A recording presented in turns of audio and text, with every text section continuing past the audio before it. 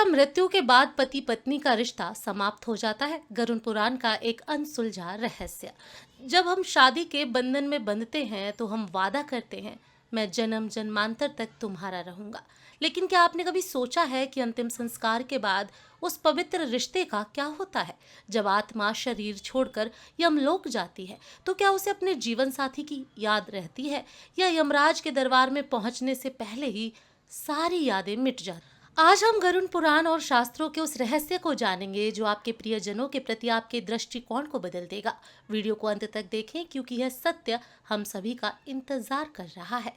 शास्त्रों के अनुसार शरीर नश्वर है लेकिन आत्मा अमर है। मृत्यु के बाद पहले 10 से 12 दिनों तक आत्मा अपने ही घर में रहती है, वह भ्रम में फंसी रहती है। उसे अपने पति या पत्नी अपने मृत आप शरीर के पास बैठकर रोते हुए दिखाई देते हैं। आत्मा बार बार उन्हें छूना चाहती है, उनसे बात करना चाहती है, लेकिन अब वह ऐसा नहीं कर सकती। गरुड़ पुराण कहता है यदि पति पत्नी के बीच अत्यधिक प्रेम हो तो एक के मृत्यु के बाद दूसरे के गहरे दुख की ऊर्जा मृत आत्मा को परलोक जाने से रोक सकती है। तब आत्मा एक विचित्र पीड़ा में फंस जाती है, न वह इस लोक में रह पाती और ना ही परलोक जा पाती। इसीलिए शास्त्रों में कहा गया है अत्यधिक शोक करना आत्मा के लिए हानिकारक होता है। यमपुरी तक जाने वाले 86,000 योजन लंबे मार्ग पर आत्मा को 16 नगरों को पार करना पड़ता है। हर नगर के साथ उसकी सांसारिक स्मृतियां धीरे धीरे मिटने लगती हैं। यमदूत उसे समझाते हैं जिसे वह मेरा पति या मेरी पत्नी समझती थी, वह केवल एक शारीरिक रिश्ता था। जब आत्मा वैतरणी नदी की रक्तधारा और तपती रेत को पार करती है तब उसे एहसास होता है कि वह इस यात्रा में पूरी तरह अकेली है। वहाँ उसके कर्मों का साथी उसका जीवन साथी नहीं बन सकता। श्री कृष्ण गीता में कहते हैं मनुष्य अकेला जन्म लेता है और अकेला ही मरता है। अब सवाल उठता है, क्या अगले जन्म में वही पति पत्नी फिर मिल सकते हैं? गरुड़ पुराण के अनुसार यदि दोनों के बीच गहरा लगाव और अधूरी इच्छाएं हों तो कर्मों के आधार पर उनका पुनर्मिलन संभव है।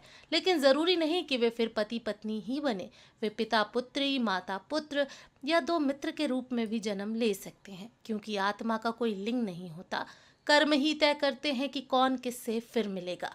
जिसके साथ आपका कोई अधूरा संबंध या कर्ज है उसी से आपकी मुलाकात अगले जन्म में फिर होगी, चाहे वह प्रेम के रूप में हो या शत्रुता के रूप में। अंततः इस दुनिया के रिश्ते एक नाटक की तरह हैं, जहां हम कुछ समय के लिए एक दूसरे के साथ होते हैं। मृत्यु हमें अलग नहीं करती बल्कि हमें हमारे अगले गंतव्य की ओर ले जाती है। इसीलिए जब तक हम जीवित हैं एक दूसरे की भावनाओं को ठेस न पहुंचाएं, निस्वार्थ प्रेम करें, माया में नहीं सच्चाई में विश्वास रखें, क्योंकि मृत्यु के बाद न घर साथ जाएगा न धन, सिर्फ आपके कर्म और आपका प्रेम ही आपके साथ रहेगा। आज की इस कहानी ने आपको क्या सोचने पर मजबूर किया? क्या आपके जीवन साथी के लिए आपके पास कोई संदेश है? हमें कमेंट में ज़रूर बताएं।